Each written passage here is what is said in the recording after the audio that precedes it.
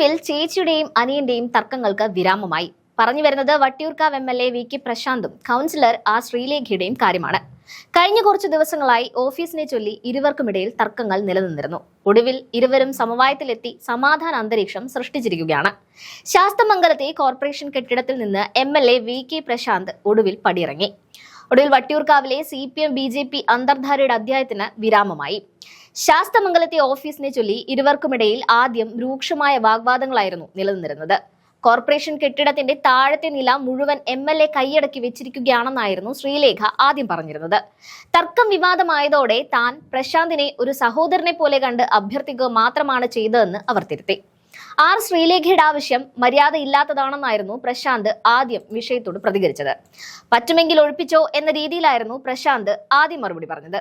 എന്നാൽ ഇതൊക്കെ വെറും നാടകം മാത്രമായിരുന്നു എന്ന് ഇന്നിപ്പോൾ തെളിഞ്ഞിരിക്കുകയാണ്. ശാസ്തമംഗലത്തെ കോർപ്പറേഷൻ കെട്ടിടത്തിൽ നിന്ന് MLA VK പ്രശാന്ത് ഒടുവിൽ പടിയിറങ്ങുമ്പോൾ അതിനെ ഒരു ത്യാഗമായി ചിത്രീകരിക്കാനാണ് CPM ശ്രമിക്കുന്നത്. BJP കൗൺസിലർക്ക് ഓഫീസ് തുറക്കാൻ വേണ്ടി MLA സ്വയം ഒഴിഞ്ഞുകൊടുക്കുന്ന ഈ മഹാമനസ്കത കോർപ്പറേഷൻ തെരഞ്ഞെടുപ്പ് മുതൽ തുടങ്ങിയ ഡീലിന്റെ തുടർച്ചയാണെന്നാണ് വ്യക്തമാവുന്നത്. സഹോദര തുല്യനാണ് പ്രശാന്ത് എന്ന് ശ്രീലേഖ പറഞ്ഞപ്പോൾ തന്നെ ഈ നാടകത്തിന്റെ തിരക്കഥ വ്യക്തമായിരുന്നു. കോൺഗ്രസിനെ ഒതുക്കാൻ വേണ്ടി മാത്രം കെട്ടിപ്പൊക്കിയ ഓഫീസിൽ തർക്കമൊടുവിൽ ക്ലൈമാക്സിലെത്തിയപ്പോൾ ഇരുവരും ലാഭമുണ്ടാക്കി പിരിഞ്ഞിരിക്കുകയാണ്. ഈ വിവാദത്തിന്റെ തുടക്കം മുതൽ ഒടുക്കം വരെ പരിശോധിച്ചാൽ ഒരു കാര്യം വ്യക്തമാണ്. MLAയുടെ ബോർഡിന് മുകളിൽ BJP കൗൺസിലർ സ്വന്തം പേരെഴുതിയ ബോർഡ് വെച്ചിട്ടും പോലീസ് കേസ് വരെ എത്തിയിട്ടും VK പ്രശാന്ത് പാലിച്ച മൃദു സമീപനം അമ്പരപ്പിക്കുന്നതാണ്. കോർപ്പറേഷൻ കരാർ പ്രകാരം മാർച്ച് വരെ കാലാവധി ഉണ്ടായിട്ടും MLA ഒഴിഞ്ഞുകൊടുത്തത് BJPയുമായി ഉണ്ടാക്കിയ രഹസ്യധാരണയുടെ ഭാഗമായാണ്.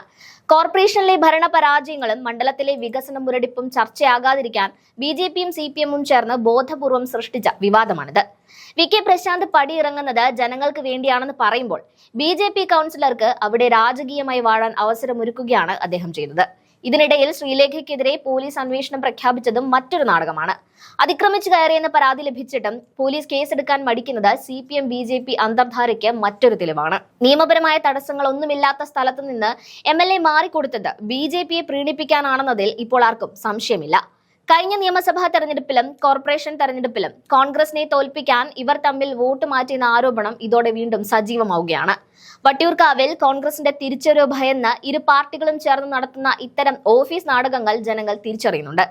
വികസനത്തെക്കുറിച്ച് സംസാരിക്കാൻ ഒന്നുമില്ലാത്തതുകൊണ്ടാണ് ഇത്തരത്തിൽ ചീപ്പ് പബ്ലിസിറ്റിക്ക് വേണ്ടി ഇവർ തമ്മിൽ കെട്ടിപ്പിടിച്ചും പിന്നീട് തല്ലുകൂടിയും അഭിനയിക്കുന്നത്.